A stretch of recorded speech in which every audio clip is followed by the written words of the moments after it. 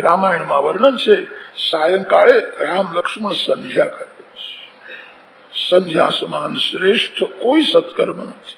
ભાગવતમાં લખ્યું છે, આજ શ્રી કૃષ્ણ સંધ્યા કરતા. આજકાલના લોકો સંધ્યા કરતા નથી, તેથી બુદ્ધિ બહુ બગડવા લાગી છે. ઉદ્યયંતમ અસ્તયંતમ આદિત્યમ અભિધ્યાયન કુર્વન બ્રાહ્મણ સકલમ ભદ્રમશ્નુતે. સૂર્યોદય અને સૂર્ય જયારે અસ્તમાં જાય છે, આ બે સમયને હાચવજો. સૂર્ય અસ્તમાં જાય ત્યારે બ્રાહ્મણો સાયં સંધ્યા કરે છે. સૂર્ય અસ્તમાં જાય ત્યારે વૈષ્ણવો ઘરમાં ભગવાનના સન્મુખ દીવો કરે છે. હરે કૃષ્ણ કીર્તન. સાયંકાળે બહાર ફરવું નહીં. આજકાલના સુધરેલા લોકો કઈ માનતા જ નથી. બરાબર સાયંકાળે તાળુવાસીને વડકવા જાય છે, બહુ પાપ લાગે. સાયંકાળે સૌભાગ્યવતી સ્ત્રી ઘરમાં રહે, બહાર જાય નહીં. સાયંકાળે જે બહાર ફરે છે એના બુદ્ધિમાં કામનો પ્રવેશ થાય છે.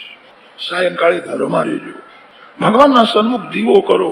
ભગવાનને કહેજો કે તમને દીવાની જરૂર નથી, મારા અંદર અજવાળું કાયમ રહે માટે મેં દીવો કર્યો. મારા મનમાં અંધારું આવે નહીં. માનવના મનમાં અંધારું આવતા વાર લાગતી નથી. અજ્ઞાન એ જ અંધકાર છે, વાસના એ જ અંધકાર છે.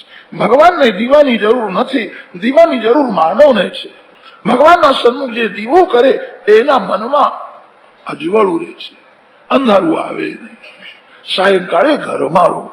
સાયંકાળે વૈષ્ણવો કીર્તન કરે છે, બ્રાહ્મણો સાયં સંધ્યા કરે છે, રામ લક્ષ્મણ સાયં સંધ્યા કરે છે. રામાયણમાં એવું લખ્યું છે, ભાગવતના દશમ સ્કંધમાં એવું લખ્યું છે, ભગવાન શ્રી કૃષ્ણ પ્રાતઃ સંધ્યા કરે, સાયં સંધ્યા કરે. તમે બેટ દ્વારકામાં ગયા હશો.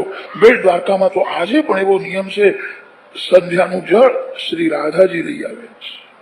શ્રી રાધાજી જળ લાવે ત્યારે ભગવાન સંધ્યા કરવા બેસે છે. શ્રી રામ શ્રી કૃષ્ણ પરમાત્મા છે, એ સંધ્યા કરે છે. સંધ્યા સમાન શ્રેષ્ઠ કોઈ સત્કર્મ. રાત્રે સત્સંગ થયો છે, પછી તો વિશ્વામિત્રજીના ચરણની સેવા કરે છે. રાજકુમાર છે એ બ્રાહ્મણના ચરણની સેવા કરે છે. ઋષિ આશીર્વાદ આપે છે. રામ લક્ષ્મણ છે. લક્ષ્મણજીનો બંધુ પ્રેમ અલૌકિક છે. મારા મોટા ભાઈ થાકી ગયા છે, બહુ મહેનત કરે છે, એમના ચરણની હું સેવા કરું. રામાયણમાં એવું લખ્યું છે, નાનો ભાઈ મોટા ભાઈની સેવા કરે. આજકાલ જગતમાં કોઈ ઠેકાણે આવું દેખાતું નથી કે નાનો ભાઈ મોટા ભાઈની સેવા કરે. બધા પોતાનો ભાગ માંગે છે, મારો ભાગ મને આપી દે. ફરજ બજાવવી નથી. મોટો ભાઈ પિતા સમાન ગયા, જ્યેષ્ઠો ભ્રાતા પિતૃ સમાન. લક્ષ્મણજી રામચરણની સેવા કરે છે. રામજી સમજાવે છે, લક્ષ્મણ મને જરાય થાક લાગ્યો નથી, સુઈ જા. એક જ પથારીમાં બંને ભાઈઓ સુઈ જાય. પ્રાતઃ કાળ થયો છે, સ્નાન કર્યું, સંધ્યાદિક નિત્ય કર્મ કર્યું છે.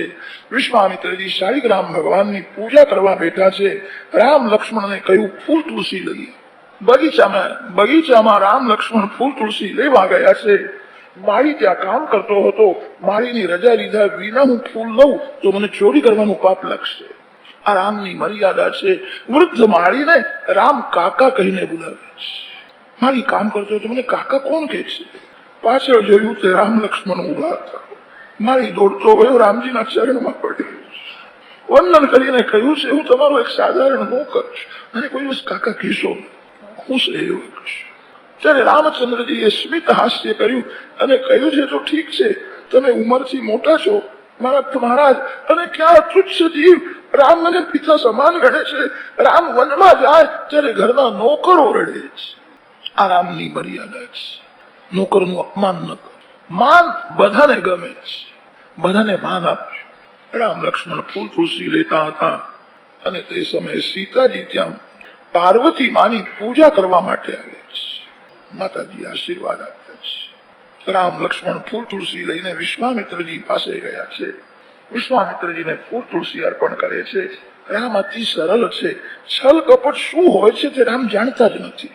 વિશ્વામિત્રજીને કહ્યું, અમે જે બગીચામાં ફૂલ તુલસી લેવા ગયા હતા એ બગીચામાં રાજકન્યા આવી હતી, જેનું સ્વયંવર થવાનું છે, એ મને વારંવાર જોતી હતી.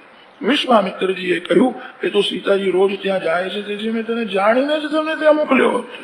સીતાજીને દર્શન થાય. મારો રામ કેવો છે? સરળ સ્વભાવ, છુઆ છલ નહીં. રામ અતિ સરળ છે.